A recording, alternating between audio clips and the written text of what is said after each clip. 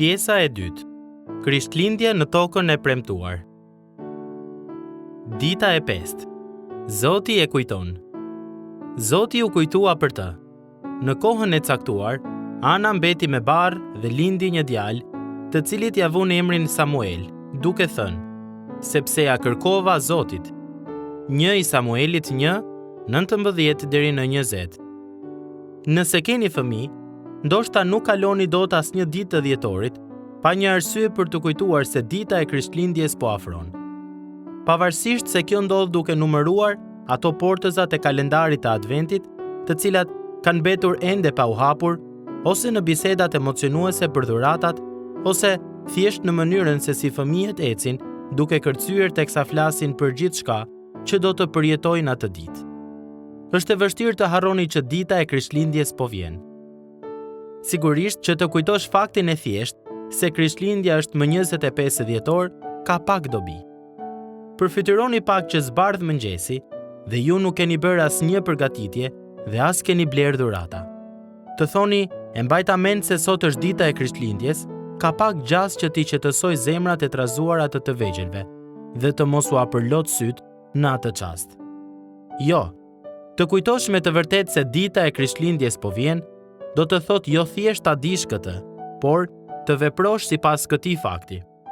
Kështu ndodh në shkrim kur lexojmë se Perëndia u kujtua. Nuk ishte se një person apo premtim i kishte dal nga mendja dhe tani ai i rikujtoi ata. Përkundrazi, tani ai po përmbush një premtim që ka bërë. Perëndia premtoi se do ta shpëtonte Noeun nga varka. Ai e kujtoi premtimin e tij dhe kështu ujërat filluan të paksoheshin. Perëndia premtoi se do ta çlironte Izraelin nga skllavëria në Egjipt. Ai e kujtoi premtimin e tij dhe e thirri Mojsiun që ta udhëhiqte popullin drejt tokës së premtuar. Megjithatë, kur bëhet fjalë për Anën, ai nuk kishte bërë ndonjë premtim të veçantë. Ana banoi në tokën e premtuar disa qindra vjet pas Mojsiut dhe rreth 8 shekuj pasi Perëndia i bëri Abrahamit premtimet e beslidhjes së tij. Gjatë kohës së Anës nuk ishte asnjë mbret dhe njerëzit bënin vazhdimisht atë që ishte e drejtë në sytë e tyre, por jo atë që ishte e drejtë në sytë e Perëndisë. Ata ishin në tokën e Perëndisë, por larg tij në zemrat e tyre. Për shkak të mosbindjes së tyre, kombi i Izraelit kaloi pa qëndrueshmëri dhe pa siguri. Në shumë mënyra, jeta e Anës ishte një mikrokozmos i realitetit të Izraelit. Ajo ishte një grua shterp në një komb frymërisht të pafrytshëm. Në atë pikë të historisë së planeve të Perëndisë ku Ana jetoi, të mos kishte fëmijë, do të thoshte që ajo nuk mund të ishte pjesë e planit të Perëndisë për ta bërë familjen e Abrahamit një komb të madh. As pjesë e qëllimeve të Perëndisë për të vazhduar të vepronte përmes popullit të tij për ditën kur mbreti i tij do të vinte, kur do të mbërrinte i premtuari që do t'ja shtypte kokën gjarprit. Nga pozita jon, ne mund ta përfytyrojmë Anën duke menduar në çdo vigjilje të vitit të ri. Ndoshta vitin që vjen do të mbetem shtatzën, por kjo nuk ndodhte. Pas vitesh të tëra vajtimi të thellë dhe talljesh të vazhdueshme nga të tjerët, Ana e solli pikëllimin e saj të thellë përpara Zotit në lutje. Dhe Perëndia u kujtua për Anën dhe ajo lindi një djalë. Me këtë, ai nuk po u përgjigje i thjesht lutjeve të një gruaje, por po e përfshinte atë në planet e tij, në mënyrën se si ai do t'i mbante premtimet e tij ndaj Abrahamit. Ai u kujtua për Anën, duke vepruar për mbajtjen e premtimeve të tij.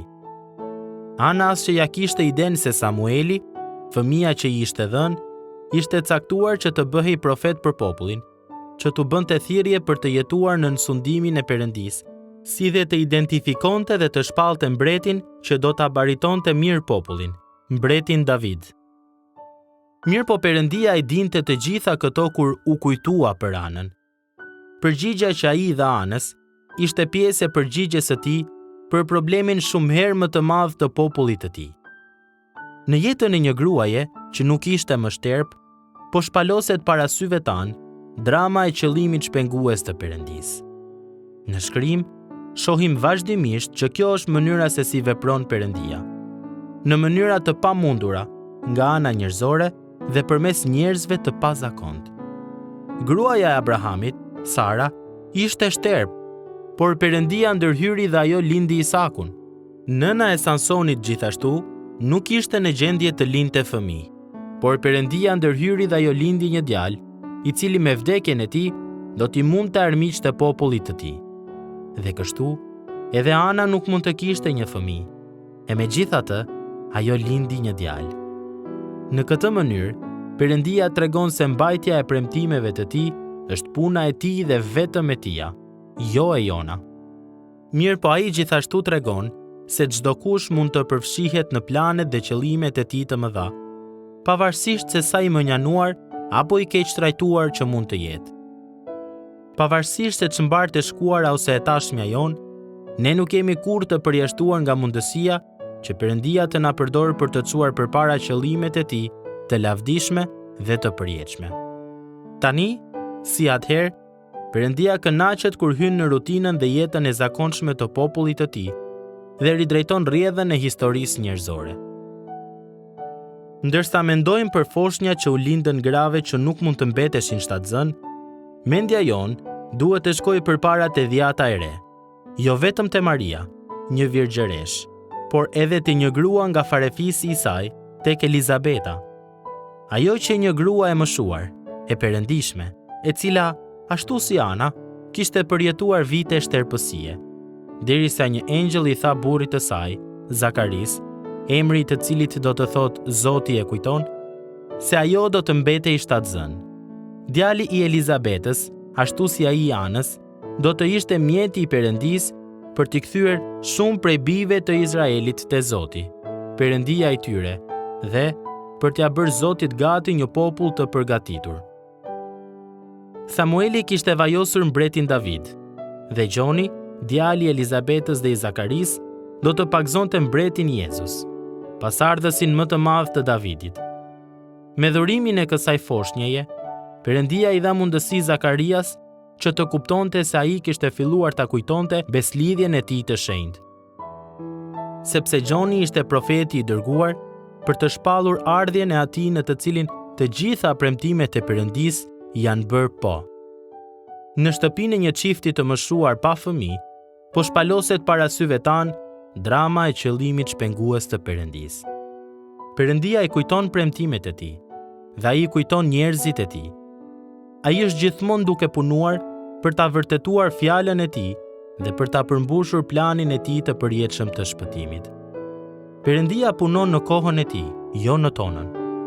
Ana dhe Elizabeta mund të dëshmojnë për këtë, dhe ai nuk premton t'i jap secilit prej nesh atë që dëshirojmë, por ai na jep atë që dëshirojmë më shumë, paqe me të dhe një të ardhme me të, në të cilën nuk do të na mungoj asgjë, nuk do të na dhembë zemra dhe nuk do të kemi kurrë nevojë të derdhim lot. Për t'i arritur qëllimet e tij, Perëndia punon nëpërmjet nesh në mënyra që nuk janë gjithmonë menjëherë të dukshme. Prandaj, ndërsa hidhni vështrimin drejt vitit të ardhshëm, mund të jeni të sigurt për këtë. Ky do të jetë një vit në të cilin Perëndia juaj do t'ju kujtojë dhe do të punojë gjithmonë për të mirën tuaj. Do të jetë një vit në të cilin Perëndia do të veprojë plot hir përmes jush, për t'i përmbushur sërish premtimet e tij për njerëzit e tij dhe për botën e tij kur Zoti Jezus të vijë sërish. Kësaj here, jo në barkun e një virgjëreshe, por mbi rret e qiellit. Sikurse Anës, ashtu edhe neve na është bërë ftesë për të qenë pjesë në dramën e asaj që Perëndia po bën në botën e tij. Për reflektim, si mund të ngushëlloj sot e vërteta që Perëndia kujtohet për ty? A njeh dikë të cilit mund t'ia tregosh këtë të vërtetë dhe këtë ngushëllim?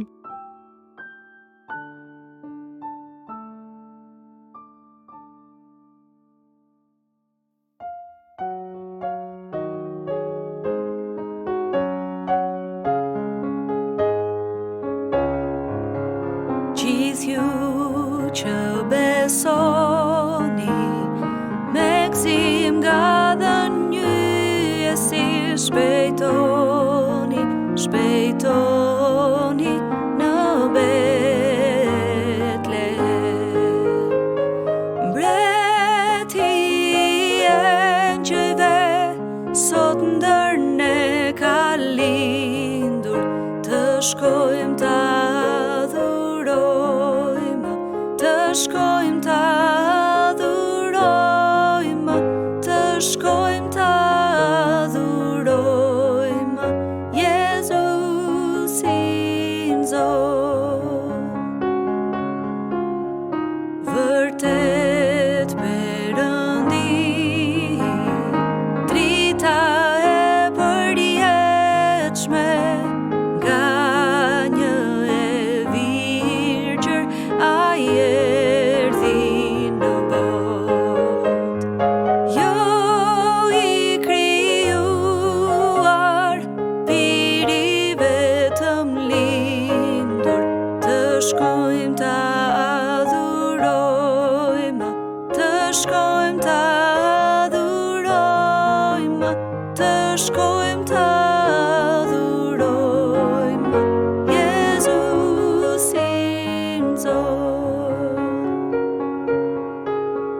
Brakore prej engjësh, sot me këngë lavdrimi, këndoni, këndoni në lartësi.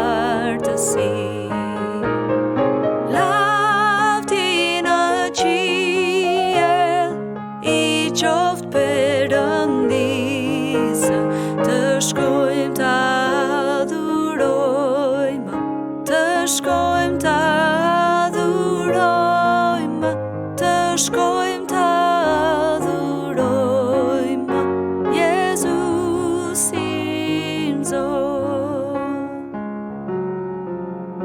Ndër ne mirë se erdhe Zoti për sa lindur, Jezus, o Jezus, ty të qoftë lavdi.